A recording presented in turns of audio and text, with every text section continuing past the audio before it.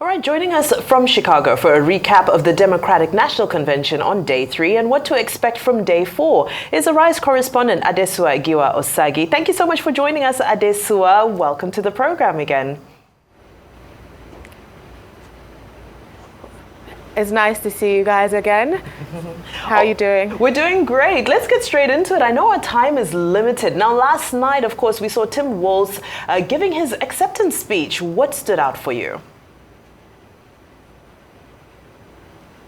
Well, Coach Tim really brought out his coach. He really brought out the essence of being a coach, motivating a team. He gave us good analogies in that, it's down to the wire right now, and everyone needs to do the work. The offense need to be on offense, the defense need to be on defense. But I think that beyond his words, beyond his speech, what really stood out was actually his son, Gus.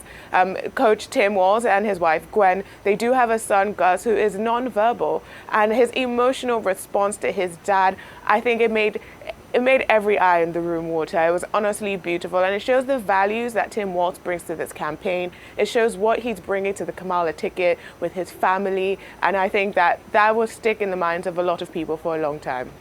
Well, thank you so much, Adesua. You've been doing a fantastic job. But let's talk about this convention in particular. There have been many mentions of women's rights to choose on this night. How important do you believe it is in the upcoming elections?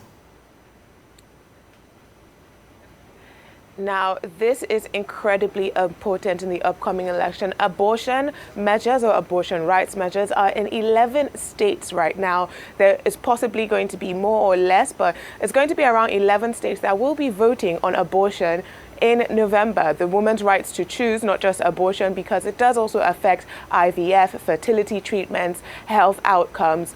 So the woman's rights to choose is going to be on the ballot. It's on the ballot in Florida, possibly Arizona. It's New York, so it's going to be a huge issue. This is the first election since Roe v. Wade was overturned by the Supreme Court here in America.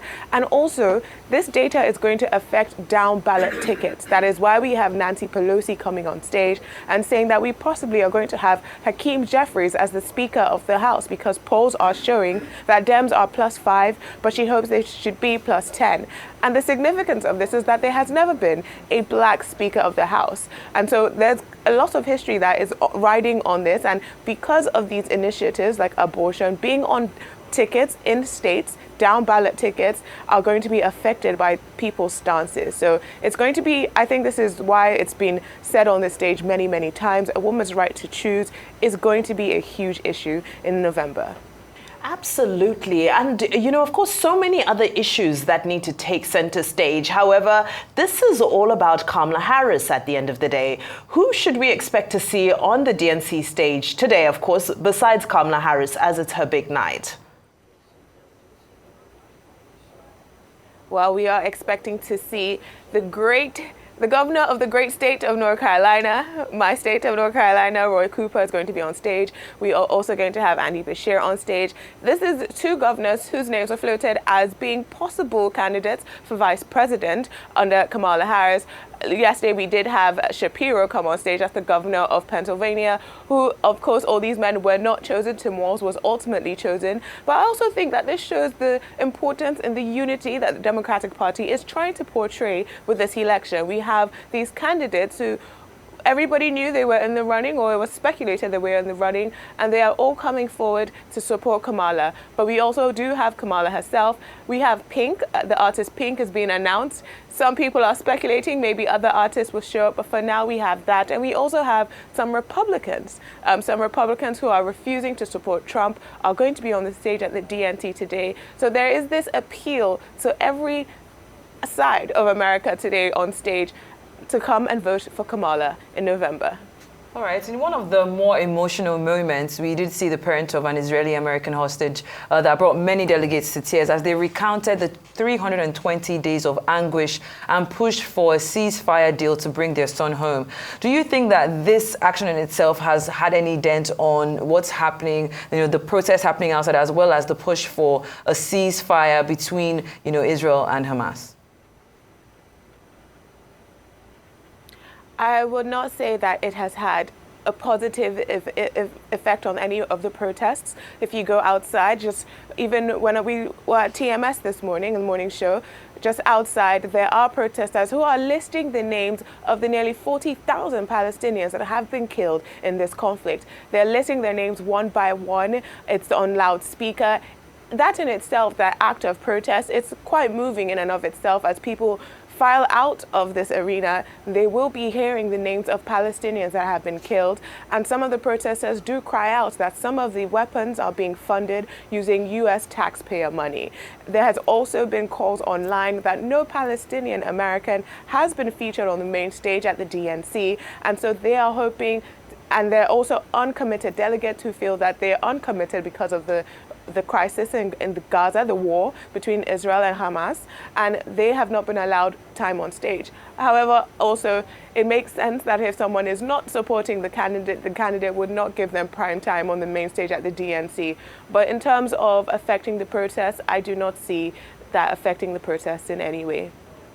All right, now, Adesua, just two minutes to go. As the DNC rounds up, of course, we've seen the best of the best that the Democratic Party has to offer. The big question on everybody's mind is, do you think Kamala Harris is going to be able to live up to the huge stage that has been set up? The Obamas, Oprah Winfrey, Bill Clinton, massive personalities. Will she be able to own this moment? Well, Kamala Harris has not met a moment she has not owned yet.